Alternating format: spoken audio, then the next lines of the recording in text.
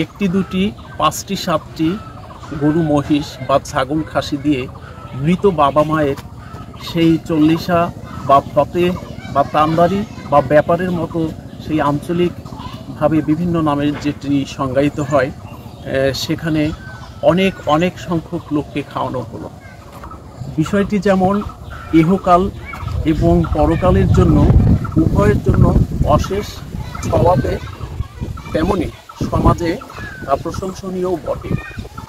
জেলা শহর, বিভাগীয় শহর, রাজধানী, এমনকি বিদেশ থেকেও ছেলেরা এসেছে, মেয়েরা তাদের পরিবারবর্গ নিয়ে এসেছে, জানা অজানা সকল আত্মীয় স্বজন এসেছে পাড়া প্রতিবেশী এবং অসহায় ক্ষুধার্ত শত শত মানুষ।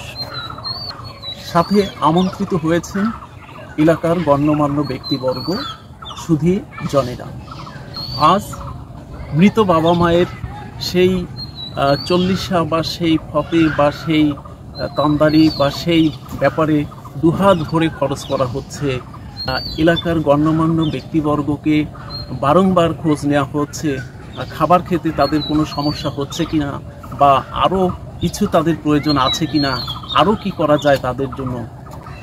অথচ এই বাবা মায়ের অন্তিম সময়ে, অন্তিম পর্যায়ে, অসুস্থ সময়ে, সেই বৃদ্ধ অবস্থায় হয়তো অনেক ছেলে মেয়েরাই সেইভাবে খোঁজ খবর রাখে না, ভূমিকা পালন করে না, পাশে বসে না, সহযোগিতার হাত বাড়ায় না, সেই ঔষধপত্র সেই যোগানটি ঠিক মতো হয়ে ওঠে না সেই পরিষেবার জায়গাটি।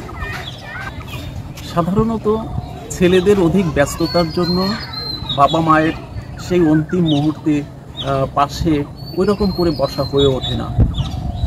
প্রথম দিকে কিছুটা সময়, যত্ন, ঔষধপত্র জুটলেও সময়ের ব্যবধানে আস্তে আস্তে সেটি কমতে থাকে, একটি পর্যায়ে শূন্যের কোঠায় গিয়ে দাঁড়ায়।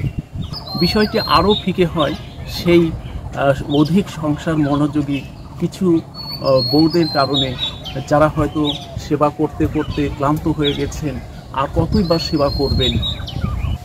বাবা মায়ের সেই অন্তিম মুহূর্তে দেখা যাচ্ছে যে বাবা মা সে পাশের রুমেই শুয়ে আছেন, হয়তো প্রস্রাব করেছেন বা টয়লেট করেছেন, সেই শীতের মধ্যে বা সেই গরমের মধ্যে সে ভিজে আছেন, তাকে একটু চেঞ্জ করে দেওয়া প্রয়োজন।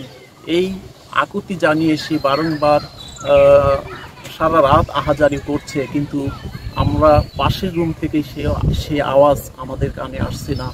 হয়তো আমরা সকালে গিয়ে জায়গাটিতে পৌঁছাইতে পারছি। প্রথম দিকে বাবা মায়ের অসুস্থতার এমন সময়ে সেই বাবা মায়ের প্রস্রাবকৃত বিছানাপত্র, কাপড় চোপড়, হয়তো সাবান সোডার ব্যবহার ছিল, কিন্তু আস্তে আস্তে সেটি শূন্যের কোঠায় এসে দাঁড়ায় এবং একটি সময়ে শুধুমাত্র পানি দিয়েই সেই প্রস্রাব এবং টয়লেটের কাপড় চোপড়, বিছানাপত্র ধোয়া হচ্ছে। সাধারণত অধিকাংশ বাড়ির বউয়েরাই অনেক ভালো হয়ে থাকে, তবে কিছু কিছু বউয়েরা এমনটি মনে করেন যে হয়তো বাবা মা বিছানায় পড়েছেন বা বয়স হয়ে গেছে, এখন তার নিশ্চিত মৃত্যুর সময় এসে গেছে, তো সেখানে সাবান বা সোডার মধ্যে সেই পয়সা ঢেলে কি লাভ। বাবা মা ইচ্ছা করলেই এখন আর কাচ্চিত হতে পারেন না। আমরা ছেলেরা বা বাড়ির বউয়েরা বা মেয়েরা 1 ঘন্টা পরে, 1.5 ঘন্টা পরে, 2 ঘন্টা পরে বাবা মাকে একাপ ওকাপ করে দেওয়া হচ্ছে। আবার একটি সময়ে দেখা যাচ্ছে যে ব্যস্ততার দরুন সেটিও হচ্ছে না। হয়তো বাবা মাকে যখন সেই 3 বেলা খাবার খাওয়ানো হচ্ছে, ওই সময় হয়তো তাকে একাত ওকাত বা কাচ্চিত এপাশ ওপাশ করে দেয়া হচ্ছে।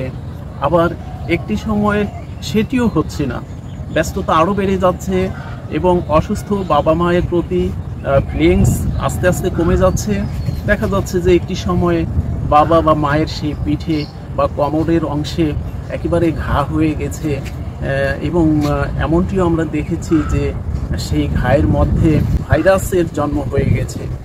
এভাবেই সেই সেবা এবং ঔষধপত্রর মাধ্যমে চলতে চলতে একটি দিন বাবা মায়ের সেই অন্তিম দিন চলে আসে এবং আমাদের রেখে পরপারে চলে যান।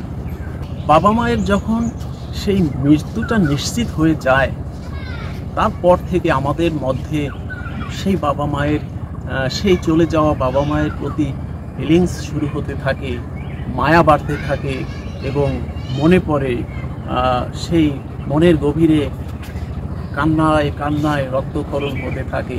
তখন আমরা বাবা মায়ের সেই উপলব্ধিটা বুঝি, তখন আমরা উপলব্ধি করি যে আসলে আমরা কি হারালাম। এভাবে কান্না এবং আফসোসের সময় গড়িয়ে গড়িয়ে সেই বাবা বা মায়ের মৃত্যুর 40 দিন এসে হাজির হয় এবং আমরা তখন এই রকম একটি আয়োজন করি। আমরা দুহাত খুলে ব্যয় করি, দুহাতের মুঠো খুলে ব্যয় করি, যাতে করে ইহকালে নিজেদের মঙ্গল এবং পরকালে বাবার মঙ্গল হয়, বেহেশত নসিব হয়। এরকম বিষয় নিয়ে আমরা সাধারণত এরকম একটি আয়োজন করে থাকি। স্বপ্ন সবাই দেখেন, আমরা জীবনে স্বপ্ন দেখিনি এমন কোনো মানুষ খুঁজে পাওয়া যাবে না। একজন ছেলে স্বপ্নে দেখলেন, তার মা তাকে স্বপ্নে বললেন যে বাবা, আমার মৃত্যুর 40 দিন পরে তুমি যে সেই 40 বা সেই ফতে বা সেই তান্দারি বা সেই ব্যাপারের আয়োজন করেছ, সত্যি এটি অত্যন্ত সওয়াবের কাজ এবং এলাকা জুড়ে প্রশংসনীয় বটে। তবে আমি জীবিত থাকতে যদি এর 10 ভাগের 1 ভাগ ব্যয় আমার পিছে করতে, সেই আমার জরুরি প্রয়োজনের একটি ব্যথার ঔষধ বা সেই জ্বরে একটি প্যারাসিটামল বা সেই আমার প্রেশারটি যদি ঠিকমতো মেপে দিতে বা আমার নিত্য প্রয়োজনীয় জিনিসগুলোর যদি একটু যোগানো দিতে, তাহলে তোমার এখন যে ব্যয় হচ্ছে বা হয়েছে এর 10% হতো। যদি তুমি সেই কাজটি করতে, তাহলে অশেষ সোয়াবের হারটা আরও বেশি হতো এবং এলাকা জুড়ে তোমার সম্মান প্রতিপত্তি আরও বেশি বৃদ্ধি পেত। সম্মানিত শুভাকাঙ্ক্ষী এবং যারা আমার এই ভিডিও বার্তা শুনছেন, আমরা চেষ্টা করব আমাদের জীবিত বাবা মা, ভাই বোন, আত্মীয় স্বজন, প্রতিবেশী, আমাদের সাধ্যমতো যেন তাদেরকে একটু সাপোর্ট দিতে পারি। অসহায় বৃদ্ধ বাবা মাকে একেবারে তার অন্তিম মুহূর্তে গিয়ে এবং সেই শয্যাশায়ী অবস্থায় আমরা যেন তাকে সেবার জায়গাটি, ঔষধ এবং পথ্যের জায়গাটি মিনিমাম নিশ্চিত করতে পারি। এই ভিডিও বার্তার মাধ্যমে এরকম একটি বিষয় উত্থাপন করে সবার মঙ্গল কামনায় শেষ করছি। সবাই ভালো থাকবেন। ধন্যবাদ।